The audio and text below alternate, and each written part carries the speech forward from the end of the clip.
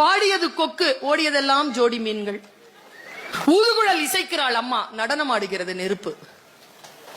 எந்த கிளி ஏமாற்றியதோ தாடியுடன் நிற்கிறது ஆலமரம். அந்த சுடுகாட்டிற்கு உயிர் தந்தது ஒரு பிணம். கடைசி இலையும் உதிர்த்த பிறகு நிலவை சூடிக்கொள்கிறது மரம். பெருங்கடலை அசைத்துக் கொண்டிருக்கிறது மீன் குஞ்சின் சின்ன துடுப்பு. யானைக்கு இனிப்பது போலவே எறும்புக்கும் இனிக்கின்றன கரும்புகள். வறுமையால் படிப்பை பாதியோடு நிறுத்திவிட்டார்கள் எதிர்வீட்டு லட்சுமியும் சரஸ்வதியும். சுள்ளி பொறுக்கிய சிறுமிக்கு தன் இறகை உதிர்த்து விட்டு போகிறது மயில். தூண்டில் மீன் அதன் கண்களில் விடை பெற்றுக் கொண்டது நதி.